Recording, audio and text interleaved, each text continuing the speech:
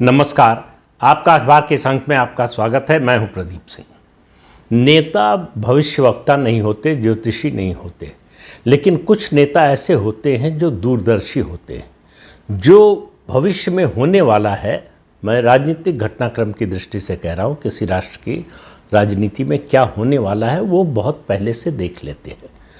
ऐसे ही नेताओं में थे वीके कृष्ण मेनन, भारत के रक्षा मंत्री, उस समय के प्रधानमंत्री जवाहरलाल नेहरू के करीबी। रक्षा मंत्री रहते हुए उन्होंने देश का बड़ा नुकसान किया और ख़ास तौर से रक्षा क्षेत्र में बहुत नुकसान हुआ। चीन से जो हम युद्ध हारे, उसके जो गुनहगार अगर आप उनकी सूची बनाएं तो उसमें कृष्ण मेनन का नाम काफ़ी ऊपर आएगा।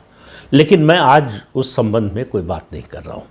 आज बात है कि जो भाषा का विवाद चल रहा, ख़ास तौर से तमिलनाडु में M.K. स्टालिन ने जो मुद्दा बनाया है हिंदी विरोध का, उसको लेकर आज जो कुछ कर रहे हैं M.K. स्टालिन, उसके बारे में भविष्यवाणी 1955 में कर दी थी वीके कृष्ण मेनन ने। उन्होंने 1955 में मद्रास प्रेसिडेंसी के विभाजन का विरोध किया था और विरोध करते हुए दो बातें कही थी। पहली बात उन्होंने कही कि अगर विभाजन हुआ तो तमिलनाडु फैनेटिसिज्म और अलगाववाद का केंद्र बन जाएगा। आज वो हमें दिखाई दे रहा है। जिस तरह की भाषा स्टालिन बोल रहे हैं, उससे पहले DMK जो बोल रही थी 60s और 70s में हिंदी के विरोध को लेकर, और आज जिस तरह की केंद्र राज्य संबंधों की बात हो, डिलिमिटेशन की बात हो, न्यू एजुकेशन पॉलिसी की बात हो और रुपए के चिन्ह की बात हो, जो राष्ट्रीय चिन्ह है उसका विरोध, ये सब देखते हुए लगता है कि जो आज हो रहा है कृष्ण मेनन को उस समय दिखाई दे रहा था। दूसरी बात उन्होंने कहा था कि विभाजन इसलिए भी नहीं होना चाहिए कि अगर विभाजन हुआ और केरल अलग राज्य बना तो ये कम्युनिस्टों के हाथ में चला जाएगा, और जो कि सच साबित हुआ। दोनों बातें, दोनों उनकी भविष्यवाणियां सच साबित हुई। 1964 की बात है, जब वो केरल गए थे, महाराजा कॉलेज में जो है उनका भाषण होना था। जो छात्र परिषद थी उसके पदाधिकारियों ने उनसे अनुरोध किया कि वो जो तमिलनाडु में हिंदी विरोध का आंदोलन चल रहा है उस पर बोले। उन्होंने सुन लिया, कुछ कहा नहीं, लेकिन बोले वो अमेरिका और वियतनाम युद्ध के बारे में। उन्होंने कहा ये अमेरिका वियतनाम का युद्ध जो है वो अमेरिका को भारी पड़ेगा, अमेरिका को अपमानित होकर लौटना पड़ेगा, और वो बात भी उनकी सही साबित हुई। जिस समय तमिलनाडु में हिंदी विरोधी आंदोलन अपने पीक पर था, उस समय भी केरल में हिंदी का कोई विरोध नहीं था, बल्कि एक तरह से कहें तो उसके तीन जो है राज्यों, त्रावणकोर, कोचीन जो अब कोच्चि बन चुका है, और मालाबार, तीनों में हिंदी का समर्थन था। विरोध की तो बात ही छोड़ दीजिए। प्राइमरी स्कूल में हिंदी पढ़ाई जाती थी। आज भी केरल में प्राइमरी स्कूल में हिंदी कंपलसरी है केरल में। तो केरल मद्रास प्रेसिडेंसी का हिस्सा होते हुए भी और उससे अलग होने के बाद भी तमिलनाडु के रास्ते पर कभी नहीं गया। उस समय कोचीन और त्रावणकोर की जो लेजिस्लेटिव काउंसिल थी, उसमें हिंदी के पक्ष में प्रस्ताव पारित हुआ कि प्राइमरी तक अनिवार्य रूप से हिंदी पढ़ाई जाए। और ये प्रस्ताव कब पास हुआ? विभाजन के बाद नहीं, 1928 में पहली बार और दूसरी बार 1931 में, 1931 और 1928 में। और कहा गया कि ये प्रस्ताव लाया गया है केरल के बुद्धिजीवियों, और एक हाई स्कूल का नाम लिया गया गर्ल्स हाई स्कूल की मांग पर, कि हिंदी को अनिवार्य रूप से प्राइमरी स्कूल में पढ़ाया जाए। दक्षिण के राज्यों में मुझे लगता है शायद केरल एकमात्र ऐसा राज्य था जो हिंदी को राष्ट्रीय भाषा बनाने के पक्ष में था। अब इसके बहुत से कारण हैं। एक कारण तो ये है कि मलयालम भाषा जो है, केरल की जो भाषा है मलयालम, वो जितनी भारतीय भाषाएं हैं उनमें सबसे ज़्यादा संस्कृत निष्ठ भाषा है, और हिंदी भी संस्कृत के बहुत करीब है। तो ये जो करीबी है, शायद वो भी एक कारण था कि सहज थे मलयाली लोग हिंदी बोलने में या हिंदी सीखने में।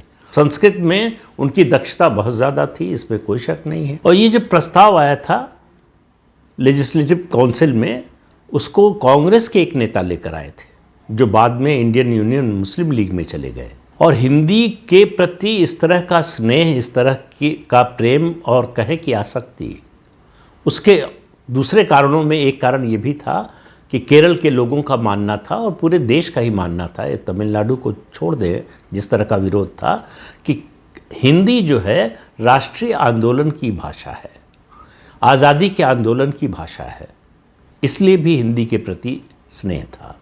और गांधी जी ने हिंदी प्रचार सभा का गठन जो केरल में किया और देश के अन्य राज्यों में किया, उसने भी बड़ी भूमिका निभाई। और केरल में इस सप्ताह तैयारी हो रही है एक घटना की शताब्दी मनाने की। नारायण गुरु और महात्मा गांधी के बीच में संवाद हुआ था, चर्चा हुई थी, बहस हुई थी। नारायण गुरु को ना अंग्रेजी आती थी ना हिंदी आती थी, लेकिन संस्कृत के वो विद्वान थे, इसलिए इंटरप्रेटर की ज़रूरत हुई। उस इंटरप्रेटर के जरिए जो है दोनों के बीच में संवाद हुआ। वो बड़ा ऐतिहासिक संवाद था, उसकी शताब्दी होने वाली है, उसको केरल के लोग मनाने की तैयारी कर रहे हैं। 1966 में जब हिंदी के केंद्रीय निदेशालय का अध्यक्ष चुनने का, नियुक्त करने का समय आया, तो उस समय कांग्रेस के अध्यक्ष थे के कामराज। उन्होंने इसके अध्यक्ष पद के लिए एक मलयाली का चयन किया जिनका नाम था ए चंद्रहासन। और उनके नाम की सिफारिश किसने की थी? उनके नाम की सिफारिश की थी कोचीन के पहले प्रधानमंत्री पीजी मेनन ने। पीजी मेनन कोचीन और त्रावणकोर दोनों के प्रधानमंत्री रह चुके थे। फिर लौटकर आते हैं वीके कृष्ण मेनन पर, और उन्होंने ये बात जो है तमिलनाडु के बारे में जो भविष्यवाणी की, ये किसी सभा में या किसी जो है रैली में नहीं बोला था, उन्होंने लिखा था इसके बारे में और चेतावनी दी थी कि अगर इसे न माना गया तो एक दिन तमिलनाडु जो है फेनेटिसिज्म और अलगाववाद का, सेपरेटिज्म का केंद्र बन जाएगा। पहले करुणानिधि ने और अब एमके स्टालिन ने उसे एक तरह से बना दिया है उसका केंद्र, और उसी ओर बढ़ रहे हैं। उनकी लड़ाई हिंदी की नहीं है, हिंदी तो बहाना है। उनकी लड़ाई केंद्र से, और केंद्र के भी बहाने भारत राष्ट्र राज्य से है, इंडियन नेशन से है। जिसकी बात राहुल गांधी करते हैं वो एमके स्टालिन कर रहे हैं, इसलिए दोनों का साथ है।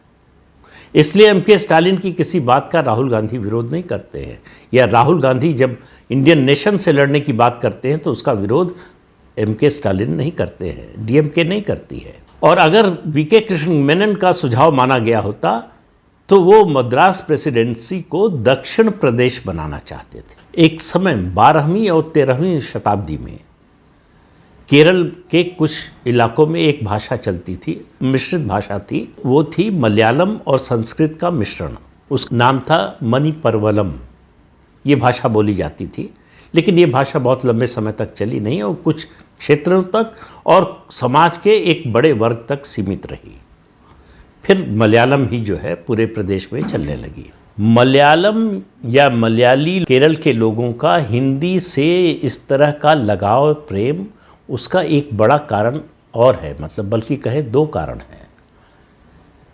केरल हमेशा से, तमिलनाडु से पहले से भी, और अंग्रेज़ों के, पुर्तगालियों के और डच के आने से पहले से उसका दुनिया से बड़ा संपर्क रहा है। वो तमिलनाडु की तरह से इंट्रोवर्ट नहीं रहा है। दुनिया भर के समाज से, देशों से उसका संबंध रहा है, और केरल हमेशा से ज़्यादा कॉस्मोपॉलिटन रहा है। इस समय केरल की जो कुल आबादी है उसका 10% वहाँ पर माइग्रेंट लेबर है, और ये माइग्रेंट लेबर जो है वो केरल पर निर्भर नहीं है, केरल इन पर निर्भर है। इस बात को केरल के लोग समझते हैं। और जो हिंदी की पढ़ाई वहाँ शुरू हुई उसमें एक कारण ये भी था कि टाइपिंग सीखेंगे हिंदी की, केरल से बाहर उनको नौकरी मिलेगी।